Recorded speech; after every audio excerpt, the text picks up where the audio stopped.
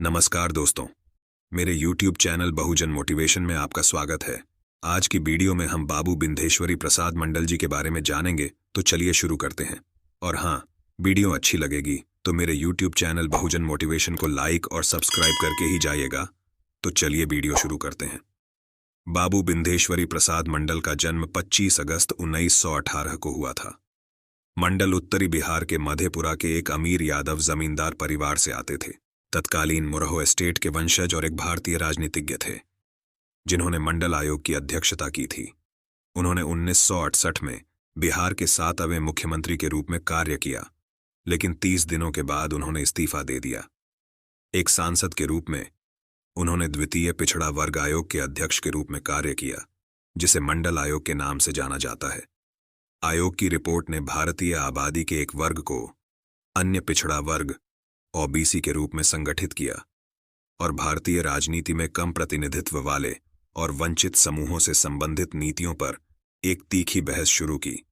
1941 में 23 वर्ष की आयु में वह भागलपुर जिला परिषद के सदस्य बने।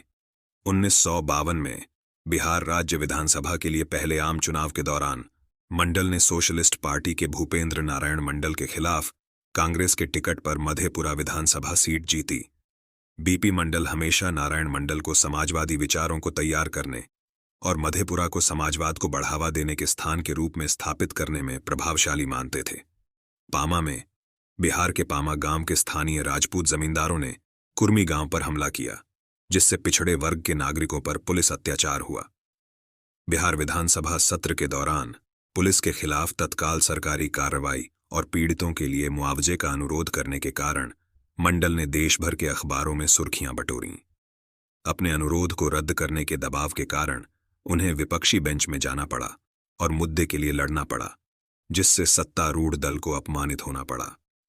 उनके कार्यों से प्रभावित होकर राम मनोहर लोहिया ने उन्हें अपनी संयुक्त सोशलिस्ट पार्टी का अध्यक्ष बनाया। इसके बाद उन्होंने संयुक्त सोशलिस्ट पार्टी के टिकट पर बिहार में लोकसभा चुनाव लड़ा और जीता, और उन्हें राज्य सरकार में स्वास्थ्य मंत्रालय का प्रमुख नियुक्त किया गया।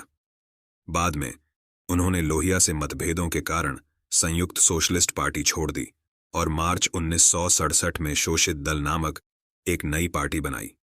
उन्होंने 1 फरवरी 1967 को बिहार के 7वें मुख्यमंत्री के रूप में शपथ ली। हालांकि चूंकि वह निचले सदन के सदस्य थे, इसलिए मुख्यमंत्री पद पर बने रहने के लिए उन्हें बिहार विधानसभा का सदस्य होना आवश्यक था। मंडल के विधान परिषद सदस्य बनने से पहले उनकी पार्टी के एक विधायक सतीश सिंह को 4 दिनों के लिए मुख्यमंत्री बनाया गया और उन्होंने फिर से मुख्यमंत्री के रूप में कार्यभार संभाला।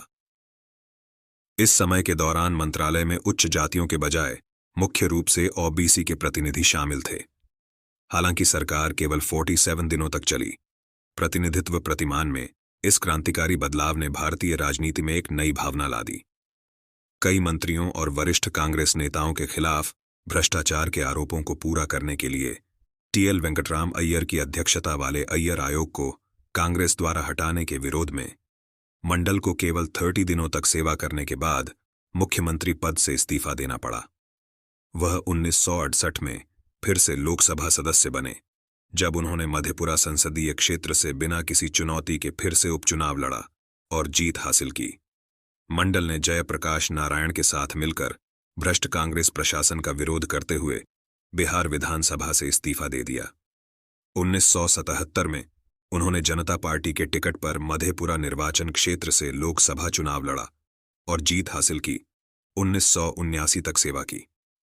दिसंबर 1978 में प्रधानमंत्री मोरारजी देसाई ने 5 सदस्यीय नागरिक अधिकार आयोग नियुक्त किया, जिसके अध्यक्ष मंडल थे।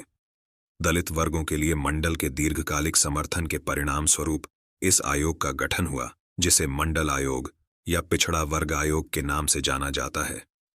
आयोग की रिपोर्ट 1980 में पूरी हुई और सिफारिश की गई कि सभी सरकारी और शैक्षिक स्थानों का एक महत्वपूर्ण हिस्सा अन्य पिछड़ा वर्ग, सामाजिक रूप से वंचित समुदायों के आवेदकों के लिए आरक्षित किया जाना चाहिए, जिन्हें ऐतिहासिक रूप से बहिष्कृत माना जाता था और नौकरी के अवसरों से भी वंचित किया गया था। उस समय उच्च जाति के प्रभुत्व वाले सार्वजनिक संस्थानों में उचित शिक्षा। आयोग की रिपोर्ट प्रधानमंत्री इंदिरा गांधी द्वारा अनिश्चित काल के लिए पेश की गई। एक दशक बाद प्रधानमंत्री वीपी सिंह ने मंडल रिपोर्ट की सिफारिशों को लागू किया, जिसके परिणाम स्वरूप अब भारत में जाति आरक्षण प्रणाली के रूप में जाना जाता है, जो 1993 में सुप्रीम कोर्ट द्वारा इसके कार्यान्वयन के लिए हरी झंडी देने के बाद लागू हुई। नवंबर 1992 का एक ऐतिहासिक फैसला, जिसे इंदिरा साहनी के नाम से जाना जाता है। मंडल कमीशन को कई उच्च जाति समुदायों द्वारा अच्छी तरह से स्वीकार नहीं किया गया, जिसके कारण देशव्यापी विरोध और हंगामा हुआ। उच्च जाति के छात्रों ने अपने शैक्षिक अवसरों को खतरे में देखा। इन जातियों के बहुत से लोग नीतियों को अनावश्यक और पक्षपातपूर्ण मानते हैं। बीपी मंडल के बारे में जानकर आपको कैसा लगा? कमेंट करके जरूर बताइएगा। चलते हैं, धन्यवाद।